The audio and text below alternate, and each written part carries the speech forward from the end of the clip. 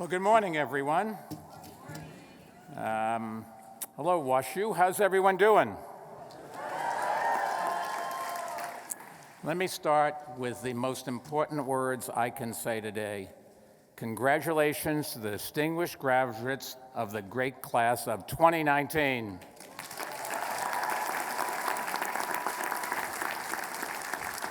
I'd like to welcome everyone here and Chancellor Wrighton for extending the invitation. I've known the Chancellor for more than a decade, and I want to congratulate him for everything he has done to both transform this campus and raise academic standards. If there are any older alumni present, be glad you applied back when you did. I can just tell you that certainly I would not have gotten into WashU today. For the record, I was the kind of student who always made the top half of the class possible. Graduates, it's a great honor to be your commencement speaker. I accept the fact that I wasn't your first choice, but unfortunately, T-Pain couldn't make it.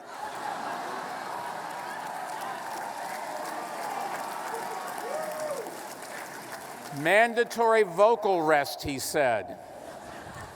Actually, that's the same reason I didn't go out last night and sing karaoke at Tees. Today's a beautiful day, but this is St. Louis, and so before leaving my hotel this morning, I also packed a winter parka. I drove over here, and I was lucky. I found a very convenient parking space on West Campus. So I took the shuttle over. It was worth it. What an amazing place this is. Where else could I see the bunny and the duck? Still, I was disappointed that in all my walking around, I did not get to see the school's most famous icon, Ninja Turtle backpack guy. Dimitri, way to dance to your own beat. Graduates, and you're probably asking yourself some big, important questions right now on this important day. Like, how am I going to make a living? Will I ever have a mattress as nice as the one I had in the 40? Will I ever again experience the magic of free Uber rides? And the biggest question of all, after Chancellor Wrighton retires, will he still wear double-breasted suits? I'm going to say yes to that one. Today, you'll have to say farewell to many of the things that served as your support system and that got you through these stressful times, like Ted Drew's, Toasted Rav, John's Donuts, Gooey Butter Cake. Thank goodness WashU has also one of the world's best medical centers. Now, before I go any further, let me take a moment to congratulate another group who is here today and does deserve a lot of credit. And I'm talking about your parents and your family. What about a nice round of applause for them?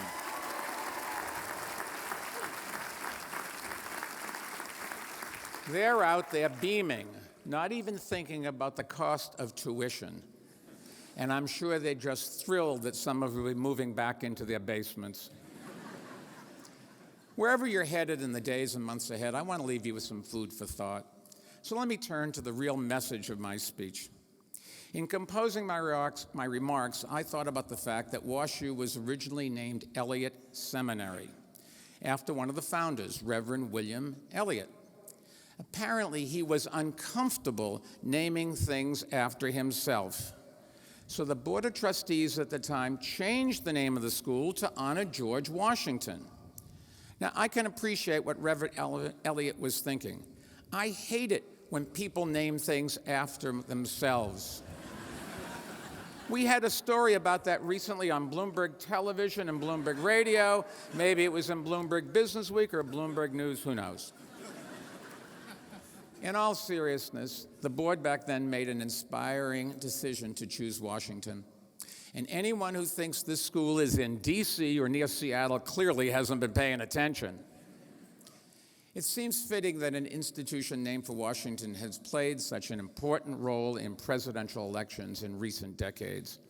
WashU has hosted a number of nationally televised debates, including the last one you saw in 2016. Hosting a presidential debate is an experience that few schools or students get. But I can't stand here and tell you it provided a great civics lesson. I wish I could. Instead of focusing on the critical issues facing the country, that debate was more about locker room talk and locker up. Lincoln Douglas, I think it's fair to say, it was not. And that brings me to the topic du jour. It would be easy to blame the candidates or the moderators for the poor quality of that debate, but the problem runs much deeper. All across America, at family gatherings, in social settings and workplaces, on college campuses, and certainly on social media, Americans are losing the ability to conduct civil and productive dialogue with those who hold different political views. And that has a profound effect, profound implication for our ability to function as a society. After all, when you can't talk with one another, you can't understand one another. When we can't understand one another, we can't work together. When we can't work together, we can't do anything, at least not anything big and important. We face a lot of hard challenges in America today, from climate change to gun violence to failing schools to the opioid epidemic, and on campuses, from the frightening trend towards racism, sexism, hatred, anti-Semitism, and intolerance of unpopular views and opinions. To have any hope of overcoming these challenges, we have to start by reclaiming our civic dialogue from those who are debasing and degrading it and preventing us from getting things done.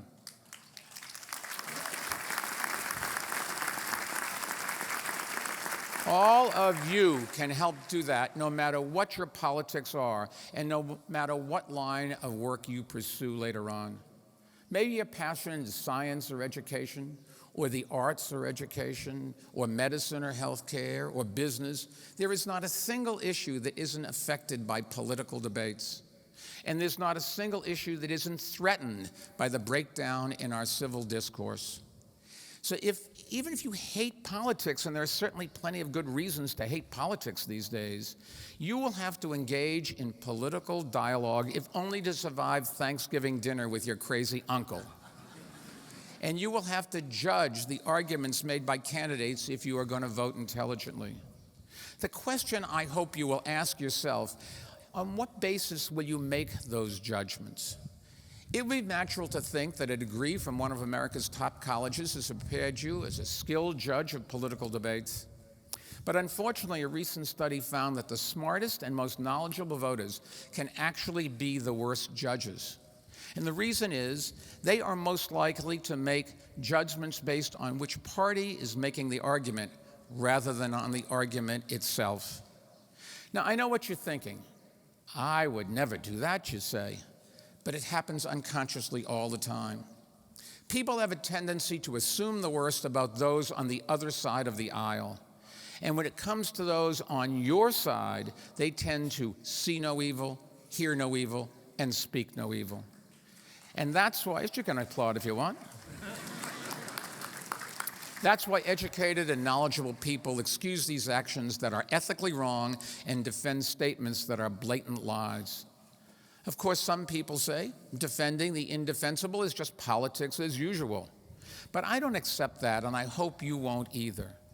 When extreme partisanship replaces reason, logic, facts, and data, the country suffers and special interests win.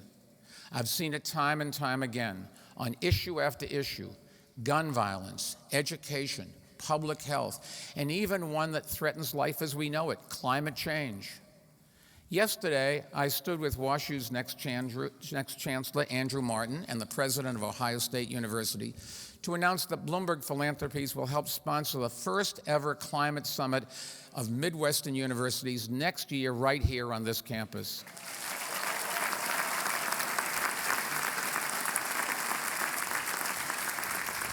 We were joined by your mayor here, Lyda Crewson, because St. Louis and WashU has always been a real leader on climate change.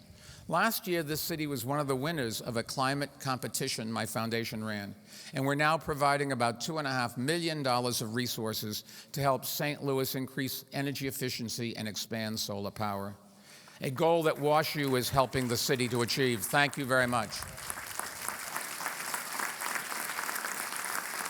Universities have a critical role to play in helping our country tackle this challenge, and I want to thank everyone at WashU who has been part of that work. There really is no time to waste. The problems driven by climate change are getting worse, and that's something you've seen right here during your lifetime. The recent Mississippi River floods have affected life in St. Louis, and they've devastated farmers across the Midwest. Those types of natural disasters will continue to get more severe with climate change, according to the best scientific data. The trouble is, too many politicians aren't interested in hard science. They're only interested in political science and winning the next election. So they ignore the data. They try to cut funding for climate research because they know it will undermine their political argument. Sometimes they even try to block public employees from uttering the words climate change. You can't make this stuff up. You just have to wonder, what are they trying to hide? And the only conclusion I've drawn is that they're either hiding their own ignorance or their own bad faith. Either way, when government tries to gag scientists and censors our conclusions, watch out and speak up.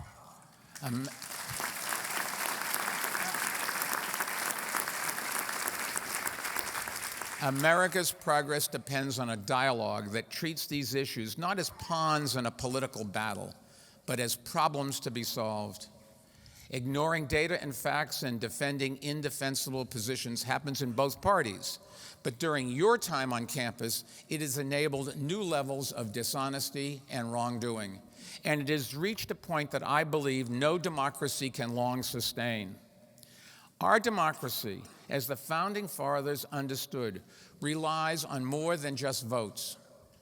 George Washington wrote in his farewell address, "Virtue or morality is a necessary spring of popular government," end quote. If the spring runs dry, democracy withers away, and the rights that we hold disappear. Graduates, that spring of virtue is now yours to protect. And make no mistake, it is more polluted with toxic dialogue than it has ever been in modern history. The good news is, the way to clean up the pollution can be found in 3 words written on the cover of your diploma. It's the motto of this great university, Per Veritatem Vi, strength through truth. And it's a motto that fits perfectly with a university named for George Washington. In 1794, during President Washington's second term, there was a faction ginning up support for secession. Washington recognized the threat it posed, and he was confident that it would not succeed. He wrote in a letter, and I quote, "It is not difficult by concealment of some facts and exaggeration of others to bias a well-meaning mind, at least for a while. But," he continued, quote, "truth will ultimately prevail when it's taken to bring it to light," end quote. Now, I know the phrase, pains is taken, probably just horrified every English major here. As kids, we were taught that Washington never told a lie, but they never told us he had trouble with subject-verb agreements.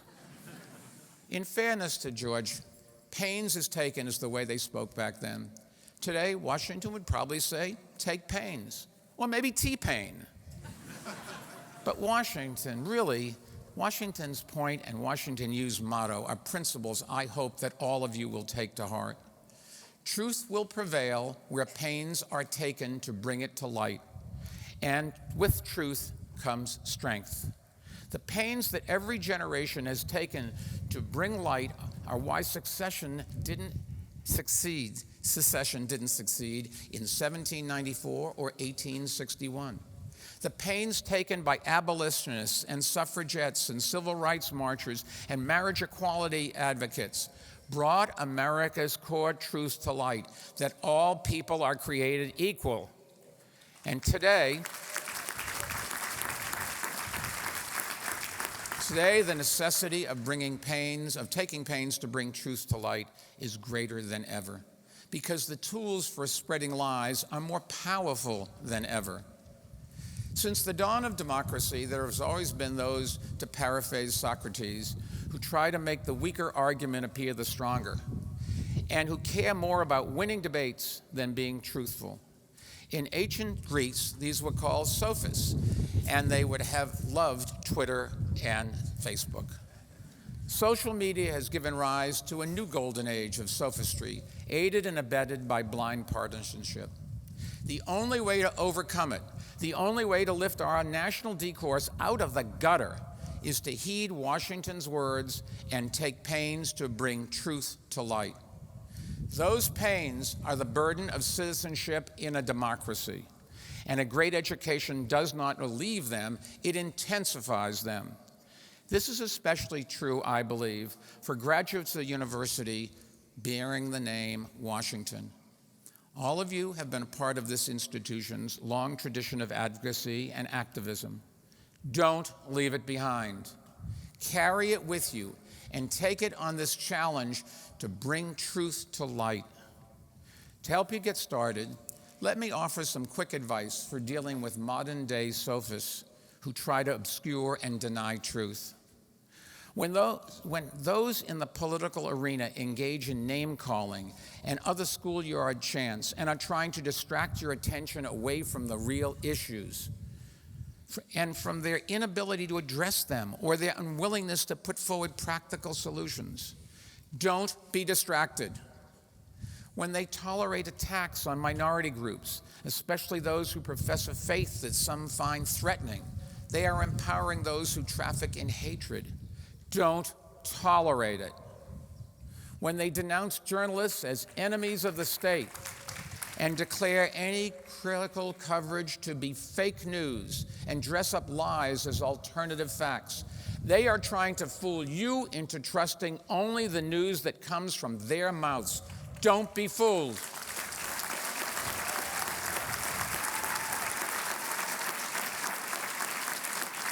When they exaggerate the risks we face from immigrants, without talking about all the benefits they have brought to our country, they are preying on people's fears. Don't let them get away with it. When they try to tell you who you can love or even who you can be, they are either pandering for votes or playing God. Don't put up with it.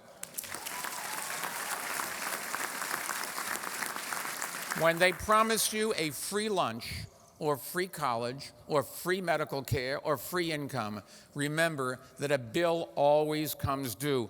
Don't let them pass the buck.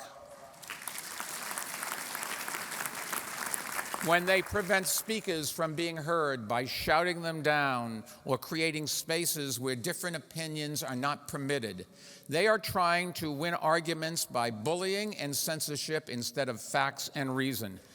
Don't let them suppress free speech. Even when you find that speech to be deplorable, protecting their right to speak is the only way to protect your right to speak. When people romance the past, just remember something my mother, who lived to 102, told me. The good old days were never that good. And finally, when leaders wrap themselves in the flag or the national anthem and try to make you think that critics of your government don't love and respect our country, real patriotism isn't about honoring symbols. Real patriotism is about bringing truth to light, and when action is required, standing up and taking action. In other words, real patriotism is about taking pains. So if you remember nothing else from today, remember that phrase. Or to make it even simpler, just remember T-Pain. Graduates, as you leave this great university, I hope you will take the pains that are necessary to preserve and extend our democracy. Take pains to understand the other side. Take pains to expose lies. Take pains to reject scapegoating and xenophobia. Take pains not to fall for easy answers, and take pains to hold our leaders accountable for their words and their deeds. If you do that, I have no doubt that truth and America will prevail. And my generation will be able to say, as we pass the leadership torch to yours, the same words that Washington spoke with his last breath. "'Tis well." So tonight, have one last drink, maybe a tease, dance to your own beat or to the beat of the Ninja Turtle Backpack Guy, and tomorrow get to work. The world needs you more than ever. Congratulations and good luck.